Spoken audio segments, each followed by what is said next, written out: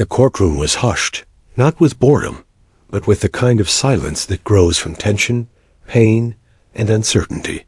Everyone was watching the small girl sitting in the witness box, 6 years old, thin for her age, her blonde hair tied back in a frayed pink ribbon. Her name was Emily.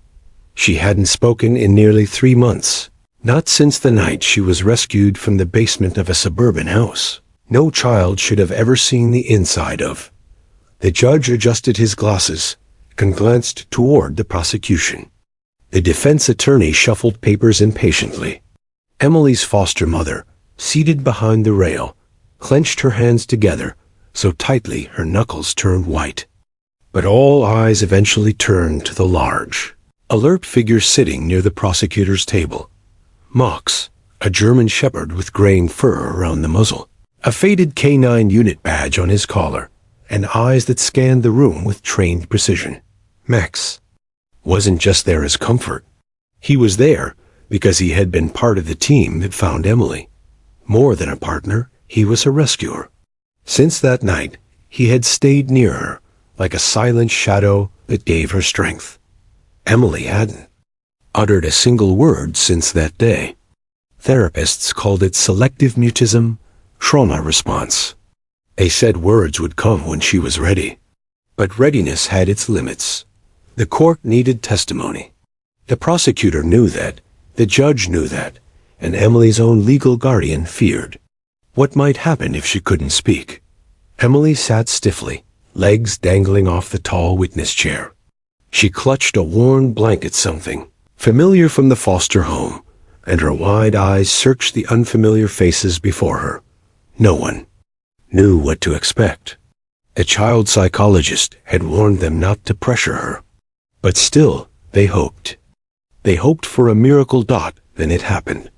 Emily's head slowly turned. Her gaze fell on Max, sitting calmly but alert beside the prosecutor. He had been sitting like that for over an hour. His ears perked up when he felt her eyes on him. He looked back, tilting his head just slightly. Recognition. Emily stared, and then, with trembling lips, she raised her arm. She pointed at Max. The courtroom didn't move.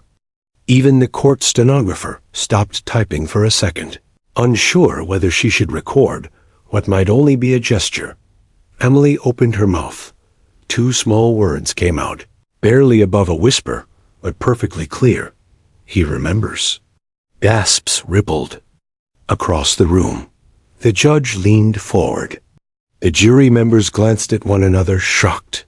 Emily didn't look at any of them, just at Max. The dog tilted his head again, then quietly walked over to her side, tail low and calm. The prosecutor stood frozen, not daring to interrupt. He remembers, Emily repeated, louder this time.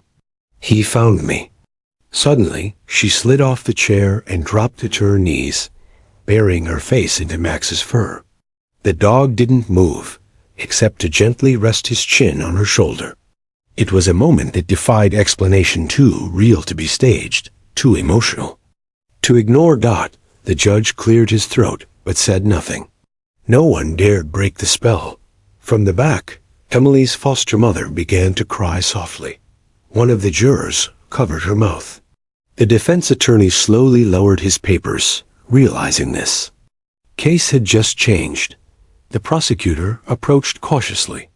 Emily, she said gently, can you tell us what Max remembers? Emily didn't lift her head. She just mumbled one more line. He remembers the bad man? And just like that, everything shifted. Max, the German shepherd once thought to be just a comforting presence, had just become the key to unlocking the truth. Emily had spoken not because someone pushed her, but because someone stood with her. And that someone had 4 legs, a working badge, and a memory stronger than anyone ever imagined. The courtroom would never forget the day. A little girl pointed at a dog and broke her silence with just 2 words that changed everything. 3 months before the courtroom silence was broken, it was anything but quiet. The police had surrounded the house on Lantern Drive just after midnight. Neighbors watched from behind curtains, As flashlights danced across windows and radios crackled with quiet urgency. A tip had come in anonymous, but precise. The house was suspected of being used as part of a drug operation. But what no one knew that night was that something far worse hid inside.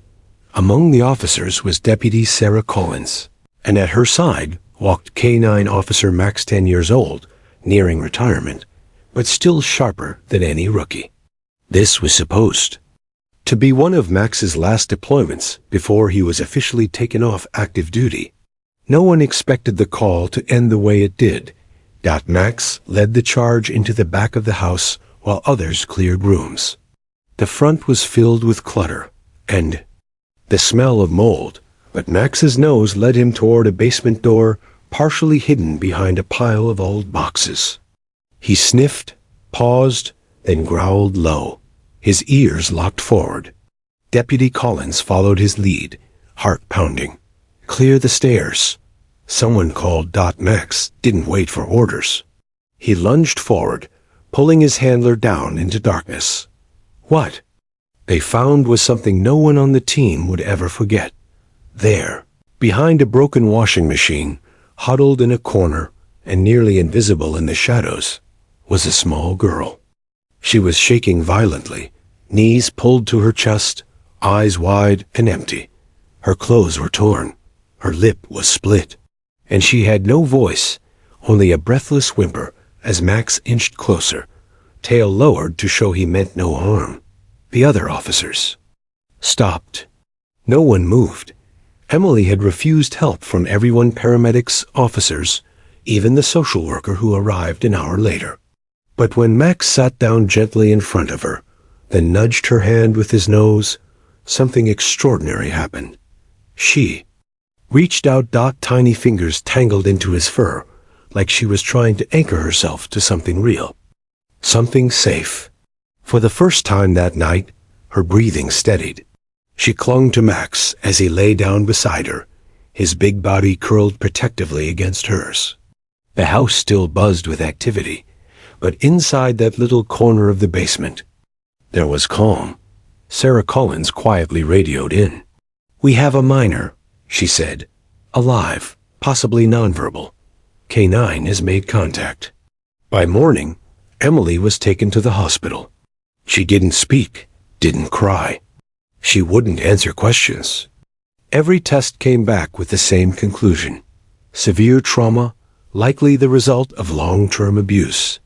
But no family came forward. No one claimed her. They found out later her mother had dropped her off at that house and never returned. She had been there for weeks. In the days that followed, Max visited her daily.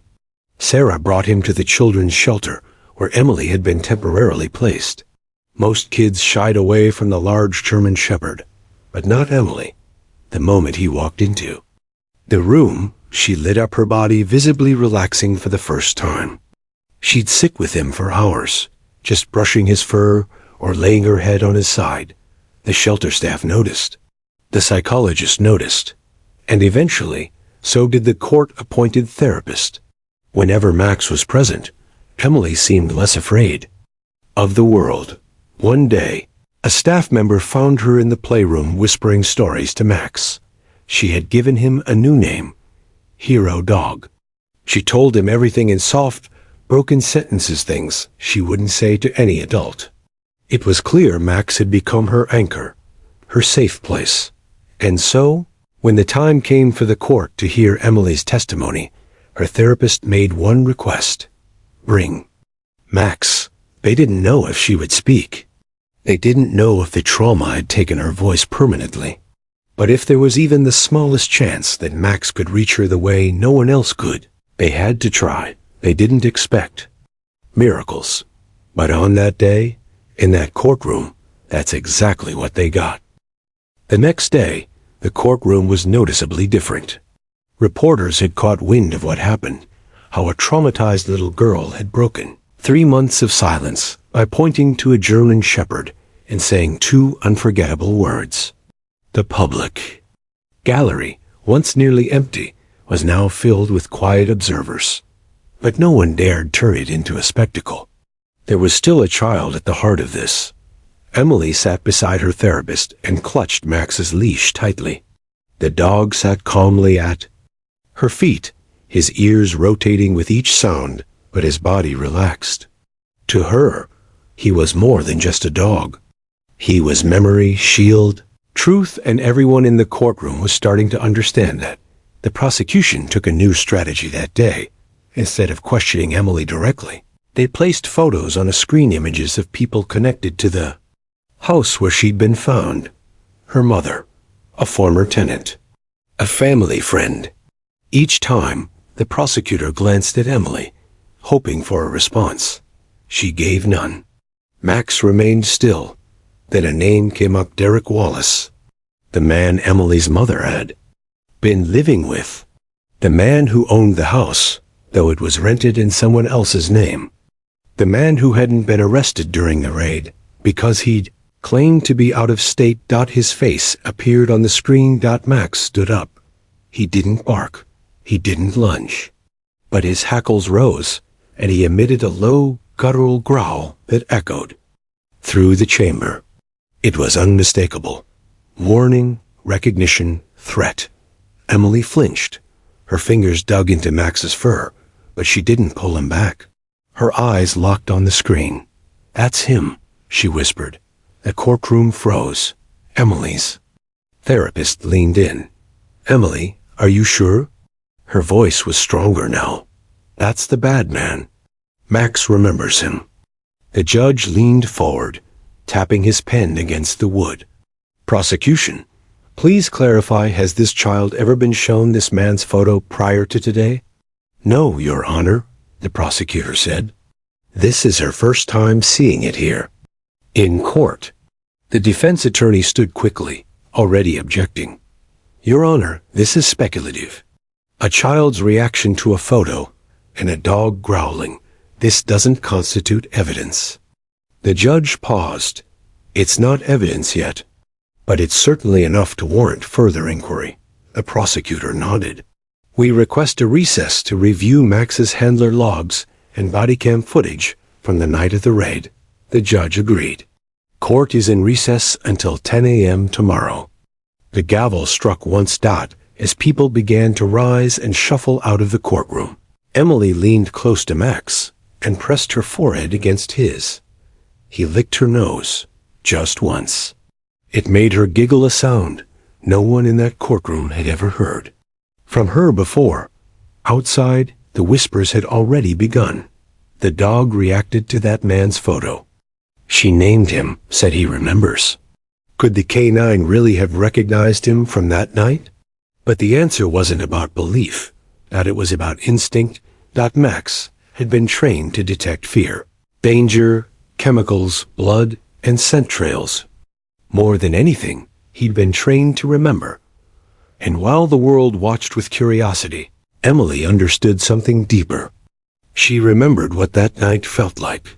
The cold floor, the sound of footsteps upstairs, a panic when the door creaked open. And she remembered the moment Max appeared. Now, looking at that face on the screen, she was sure. Max knew. And if Max knew, then the truth was within reach. The prosecutor's team worked through the night. They pulled every report, every K9 alert note, every log entry from that night. Something had been missed. Something that Max had tried to show them all. Those months ago. And now, because a little girl had spoken and a dog had growled, they had a second chance. What started as a silent child and a courtroom routine was beginning to feel like something much bigger. That the case wasn't just open again. It was alive. Police department's basement archives buzzed with activity long after midnight. Investigators, prosecutors, and digital forensics experts gathered around laptops and stacks of old reports. At the center of it all sat a paused video frame, grainy body cam footage from K9 Unit Officer Max's handler. The night of the raid. It showed Max lunging toward the basement door, scratching at it with increasing urgency. Officers had followed, found Emily, and called it a success. But now the team was rewatching the moments that came after Emily was carried out, when Max circled back, tail high, nose twitching furiously at a sealed panel on the wall. In the original report, it was dismissed. Dog showed minor interest in west wall, possibly residual scent from rodents or food. No action taken. Now, under the cold blue glare of the screen, it looked like something else entirely. He wasn't just curious, said Deputy Sarah Collins, Max's handler. That was an alert. The teen returned to the house on Lantern Drive at 5 a.m., armed with a new warrant and determined eyes. The current tenants had no idea about the history of the property. They'd only moved in 6 weeks ago. Police quietly entered the basement, Max leading once again. Though older now, his body remembered the scent. Attention. Max stopped exactly where he had before and scratched hard. This time, they listened. A hidden latch behind the wall panel gave way to a narrow, insulated compartment. Inside, they found a sealed lockbox, heavy, scorched along the edges, as if someone had tried to destroy it but lost their nerve. The contents turned everyone's stomachs. Inside were dozens of Polaroid photographs, young children, frightened, eyes red from crying. And among them, Emily, in the same outfit she wore the night she was rescued. On the back of the photo, someone had scrawled a date and 2 initials. DW. There was also a flash drive.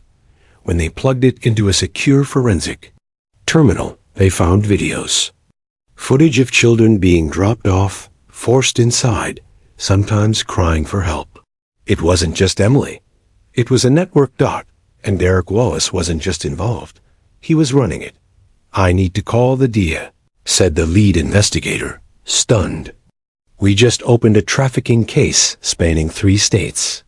Word traveled fast. By 9 a.m., the judge had reconvened court for an emergency motion.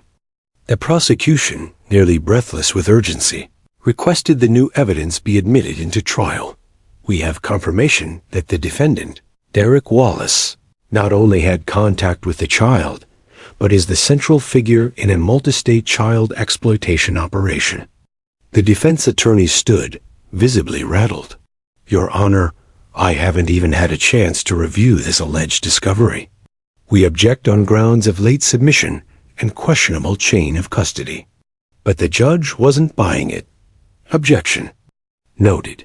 But the evidence was recovered based on direct, observable behavior from the witness and the certified canine officer, both of whom were present during the original discovery and investigation.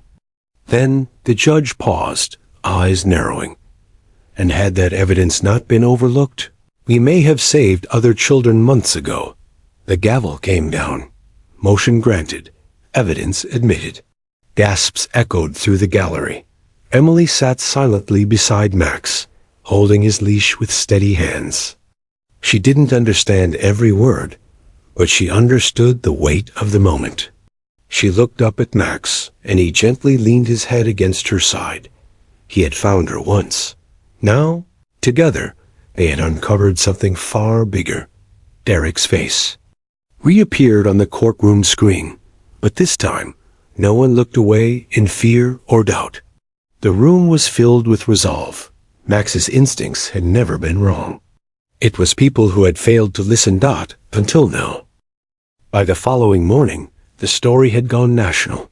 Little girl and hero dog exposed child trafficking ring. Retired canine solves case after courtroom standoff. 2 words from survivor sparks federal investigation. News outlets couldn't get enough of it. Cable anchors debated it live. Morning shows replayed the courtroom clip on loop. Emily, pointing at Max, her voice barely a whisper. He remembers. It wasn't just about the trial anymore. It was a story of trauma, silence, justice, and an animal's unwavering loyalty. The nation was captivated, but inside the courthouse, the atmosphere grew heavier with every passing hour. Derek Wallace had been arrested the previous night at a hotel 2 counties over. When officers arrived, he tried to escape out the back, carrying a duffel bag stuffed with cash and fake IDs. He didn't make it 10 feet.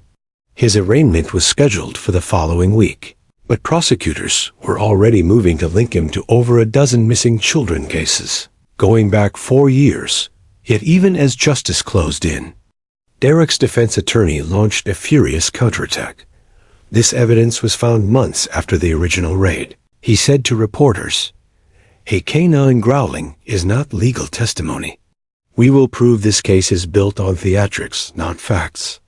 Inside court, he repeated the same message, claiming the chain of custody for the flash drive was compromised, that the evidence was emotionally charged but legally irrelevant.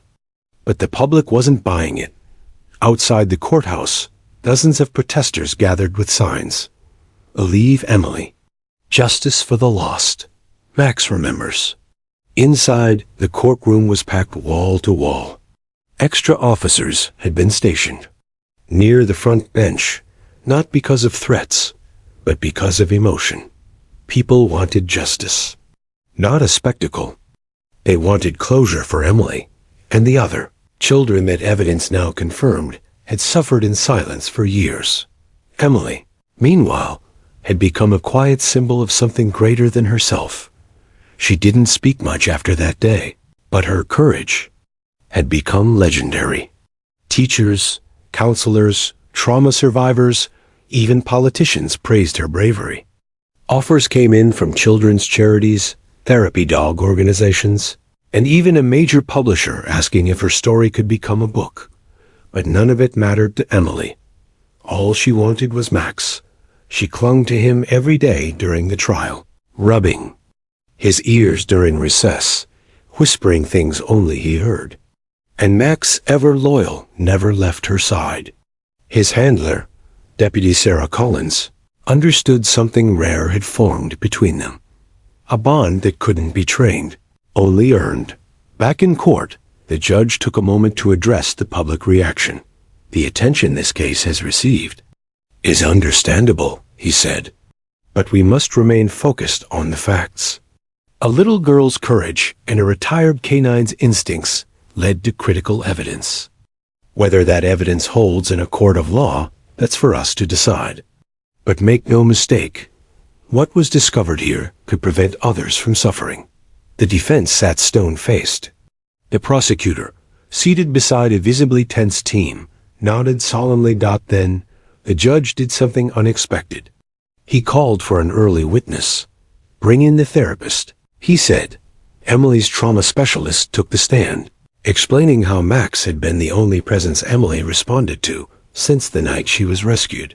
She showed drawings Emily had made crayon, sketches of Max shielding her from monsters, standing like a guardian at the door of her memories. "She trusts no one," the therapist said, holding back tears, "except that dog." And when she spoke those words, "he remembers," that wasn't random. That was her way of telling us what she couldn't say aloud. It wasn't legal evidence, but it was human truth. The jury leaned in now, not just listening, but feeling. The case had gone from cold facts and legal jargon to something much harder to ignore. A child's voice, finally found through the one creature who never asked her to explain. The nation was watching, and justice was no longer just an outcome. It had become a promise. The courtroom buzzed with a different kind of energy now. No longer tense with uncertainty, it pulsed with anticipation, like justice was close enough to touch. The judge had allowed the therapist's testimony, and it had moved the jury. But what came next would decide everything. The prosecution called in their expert witness, Dr. Meredith Langston, an animal behaviorist and forensic canine consultant with over 20 years in the field. Calm and methodical, she took the stand with professionalism. She'd worked on bomb squads, missing persons, even testified before Congress on canine ethics. And now she was here for Max. Officer Max's behavior in the courtroom, growling at the image of Mr. Wallace, isn't unusual, she began. It's a conditioned alert response. Canine South trained in trauma or scent detection can associate humans with the emotional states they perceive during a traumatic event. They remember. The defense attorney scoffed. So, you're saying a dog can testify? No, she replied coolly. I'm saying dogs don't lie. Gasps rippled through the crowd. She continued, explaining how Canine South forms strong memory links, especially when paired with intense emotion. What Max did that night wasn't guesswork. He alerted to something behind that wall. His handler noted it, but it was overlooked due to protocol and lack of supporting evidence. That doesn't mean the alert was wrong. She paused. It means the humans didn't listen. The prosecution played a slowed-down clip of Max's original alert ears forward, body tense, paws scraping urgently at the hidden panel. The room watched silently. Then came the footage from court, Max seeing Derek's photo, growling deep and low. The contrast was undeniable. The jury took notes. Even the judge appeared shaken. Next, the therapist returned to the stand. She explained how Emily's selective mutism wasn't a choice, but a symptom of deep psychological trauma. Her silence wasn't disobedience. It was survival. When she said, "He remembers," she added, voice cracking, that was her telling. U.S., in the only way she could, that what happened to her was real. Max remembered when she couldn't say it herself. The defense attorney stood for cross-examination, attempting to dismantle the connection. He asked whether Emily might have imagined the connection between Max and her abuser. She's 6. He said, a child in trauma. Isn't it possible she projected that memory onto the dog? The therapist looked at him calmly. It's possible, but not likely. Children might pretend with toys. They don't invent fear responses from dogs. That saved their lives. The courtroom held its breath. The prosecutor rose with one final question. In your expert opinion, doctor, did Max help Emily communicate something she was too scared to say? Yes, she said. And I believe Max is the reason we have any answers at all. Afterward, the judge called for a short recess. Outside, the media swarmed the steps. Dog saves girl, the headlines read. But inside, the court had shifted from spectacle to substance. No one looked at Emily with pity now. They looked at her with awe. The jurors returned with stoic expressions. But their pens moved faster. They whispered to one another, nodded when exhibits were reviewed again, and occasionally glanced toward Emily and Max. The court clerk noticed one of them subtly wiping tears from her eyes. The defense tried to recover, calling character witnesses. For Derek Wallace, attempting to discredit the forensic evidence, but it was too late. The damage had been done. Not by anger, not by accusation, but by something purer. Truth spoken through silence. Emily didn't testify again. She didn't need to. Max had said everything for her without ever speaking a word. The judge announced that closing arguments would begin the following morning. A verdict was coming soon. Emily leaned into Max and whispered again, too soft for the microphones. But whatever she said, Max heard it. He wagged his tail once, then lay down with his head in her lap, calm and waiting. Just like always.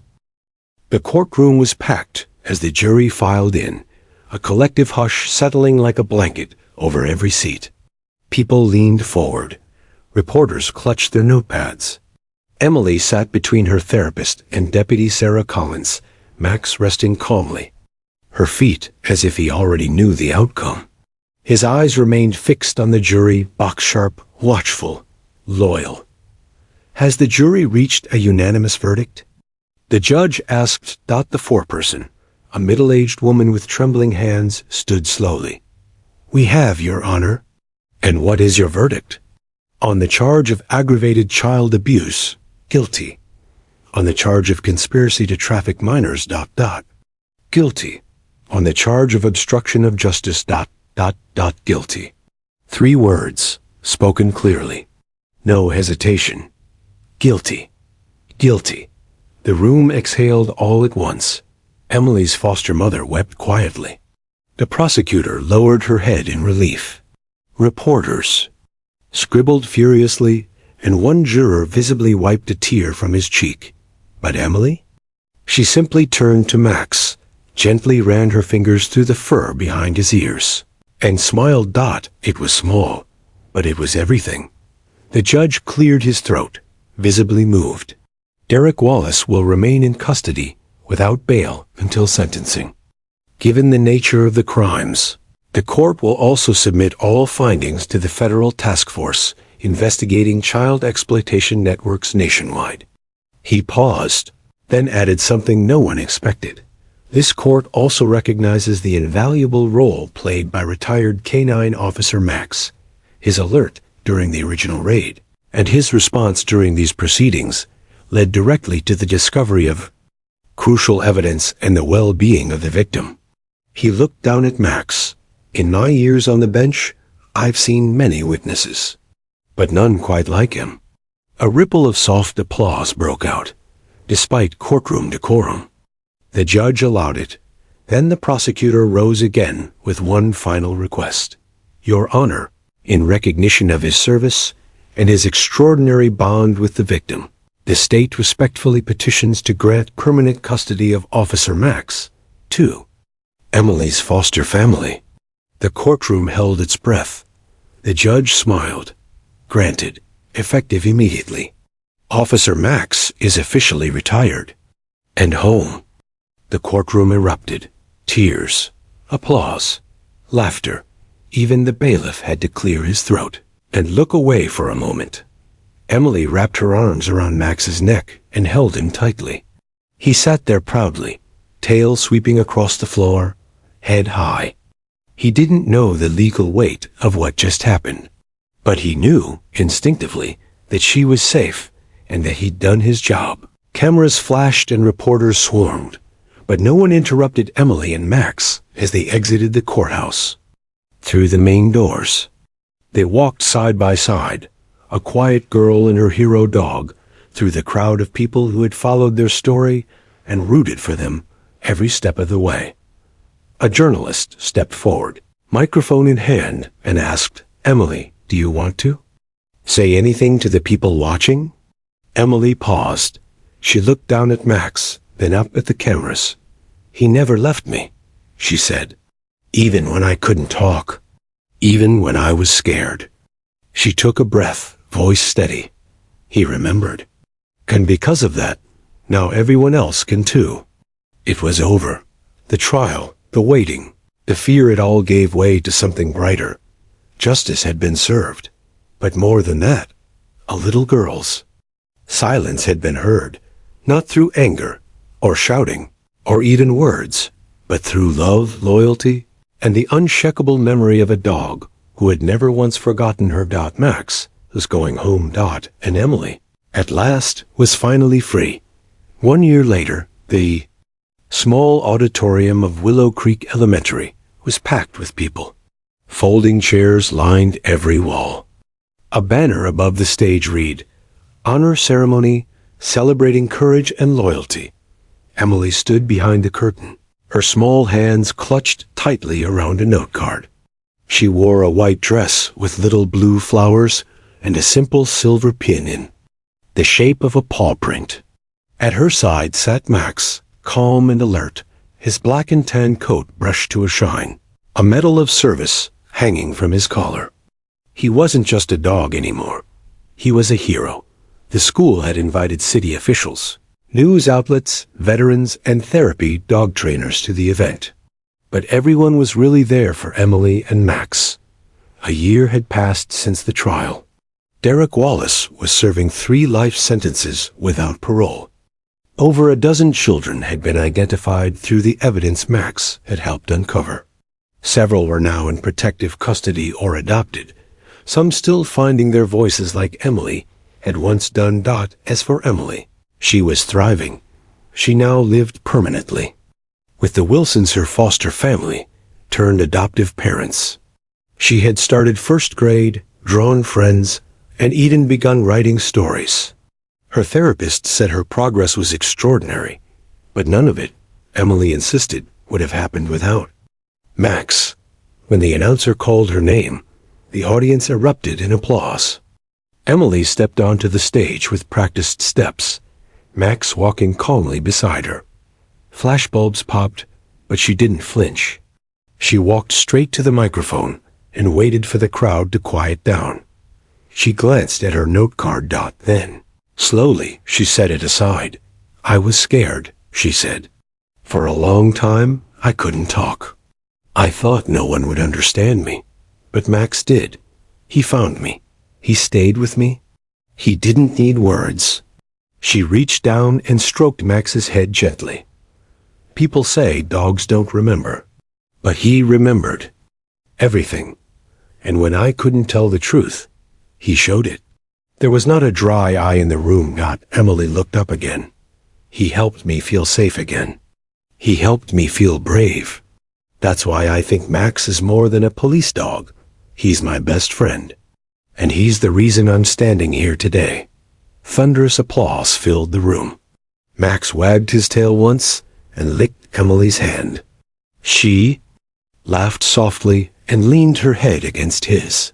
The mayor stepped forward next and presented Max with a ceremonial plaque that read, "For extraordinary service, loyalty, and the protection of the innocent."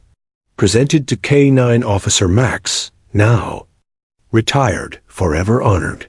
A local children's author had written a short illustrated book about Emily and Max, titled He Remembers. Copies were given to every student at the school. That night, the story aired again on national television, this time not as breaking news, but as a celebration of healing. After the ceremony, Emily and Max walked home together down the quiet sidewalk of their neighborhood. The sun was setting behind the trees. Max's steps were slower now. He was older, grayer around the muzzle, and spent more time napping than running. But to Emily, he was still the same dog who had found her in the dark. When they reached their porch, she sat beside him and whispered, "We made it, Max." He rested his head in her lap and closed his eyes. Inside their home hung framed photo, a grainy black and white still from body cam footage, the moment Max had first found her. Beneath it, in Emily's handwriting, was a simple sentence, "The day I was rescued, and the day Max became my voice." They hadn't just survived something terrible, they had turned it into something powerful. Emily was no longer the girl who couldn't speak, and Max was no longer just a K9. Together, they were living proof of what love, memory, and loyalty could overcome. And that, sometimes, the quietest voices tell the loudest truths.